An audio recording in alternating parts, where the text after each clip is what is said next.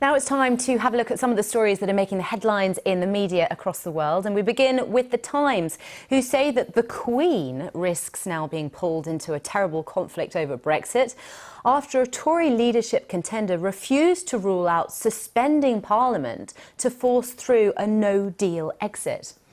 Elsewhere, the Arab News report that Iranian and US officials are in the early stages of negotiating an agreement to allow Tehran to sell limited quantities of oil in exchange for goods. Interesting one there. The Independent is focusing on climate change and the outgoing Prime Minister Theresa May, who says she will legally try to commit to ending the UK's contribution to global warming by 2050 before she leaves number 10. However, there are fears of a get-out clause that could allow her successor, whoever that might be, to roll back on these measures.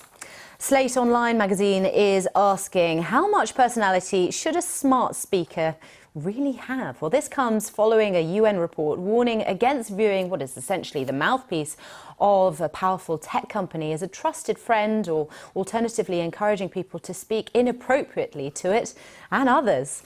Ooh, I say. And finally, it's been a prayer that for billions of worshippers has remained the same, and it's never been questioned until now. Pope Francis has risked the wrath of traditionalists by approving a change to the wording of the Lord's Prayer. Instead of saying, "Lead us not into temptation," it will instead say, "Do not let us fall into temptation." What's in a word? Well, Stephanie Hare is here again to run through some of the paper stories. We will go backwards from the Lord's Prayer at some point, but let's start with Brexit here. I mean, where do you even start with this story? You know, the Times now saying that MPs fear that the Queen will be dragged into Brexit. There's this uproar over what some people have said is an offensive threat to suspend Parliament. We're talking about Dominic Raab here, the former Brexit secretary.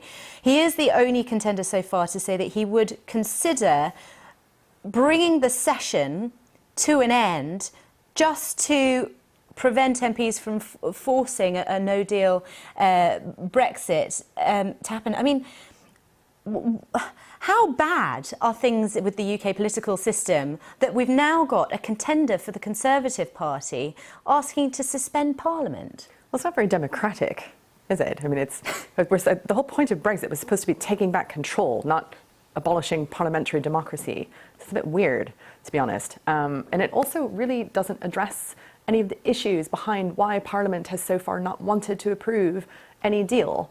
What would be the implications of doing something like that? What does that say for something like the Good Friday Agreement, for instance, in the Republic of Ireland and Northern Ireland?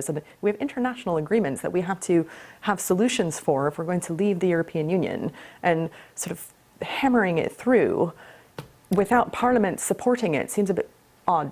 Yes, I mean, lots of people have had their 2 pence worth on this, including Matt Hancock, the Health Secretary, who is also standing for the leadership, I should say, who said to suspend Parliament explicitly to pursue a course of action against the wishes is not a serious policy of a Prime Minister in the 21st century. What kind of message does this send around the world, to your point? And when so many have been giving so much for the rights of democratic freedom. I mean, we're only one day on from D-Day celebrations, and that whole generation who fought and lost so much to bring us the world that we live in now. I mean, what must people make of this? Well, I don't think that our friends in Parliament have necessarily covered themselves in glory in the past 3 years. It's probably fair to say, and anyone who is following British politics closely, even just in the past few months, has seen that Parliament has rejected many options put towards it. They haven't come up with something that they can all agree on, right? So we're just not.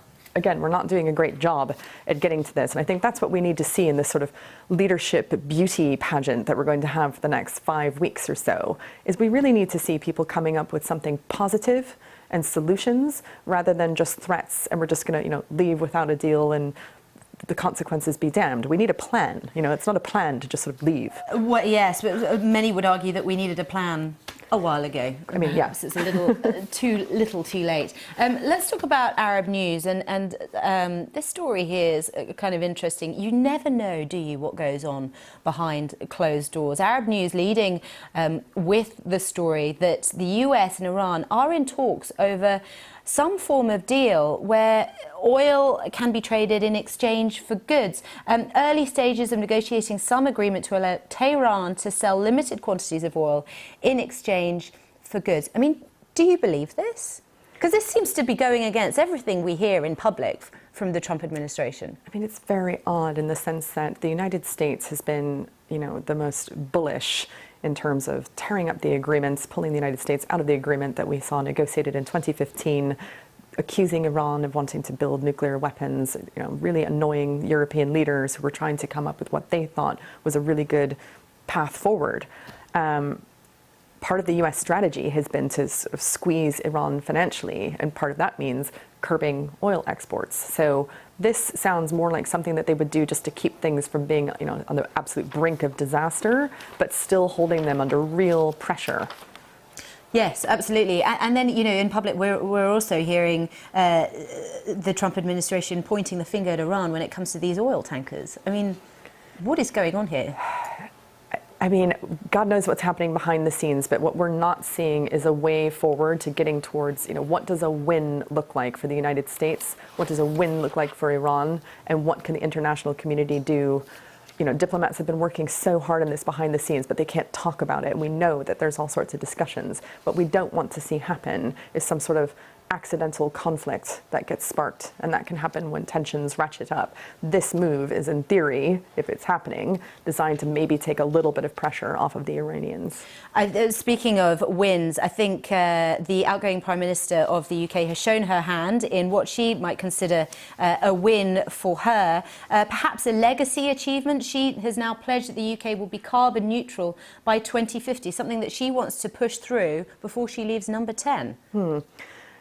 Again, this sounds great. There's a get-out clause that her successor could, walk it back if other countries aren't seen to do the same thing. What we really need to see for the United Kingdom, and indeed every country on Earth, is how do we become carbon neutral in a way that protects the economy? We saw in France when Emmanuel Macron tried to raise taxes, for instance, on petrol, you got the Gilets jaunes movement. So you can't put through environmental taxes that are going to really hurt the most vulnerable people in society, or they will revolt. So what's the plan? What's the specifics of Theresa May's plan to get us to 2050? And it's great that she's doing this now, but she's leaving. Exactly. Let's talk about this story that is in Slate. Lots of people have been wondering what's going on with Amazon. They had their big conference this week.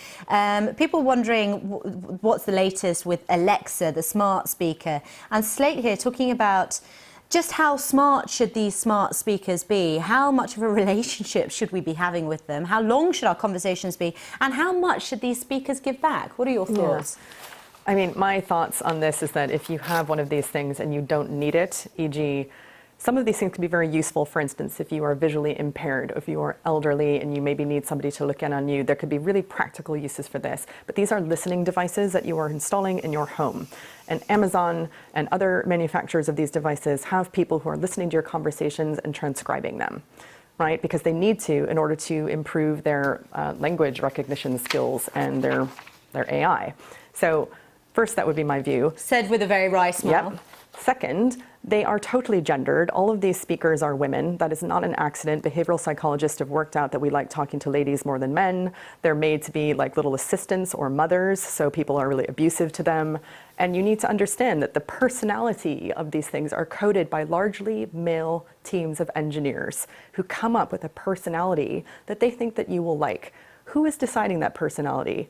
What are they trying to even engineer in terms of your relationship with it? I think these things are really problematic. This is problematic tech.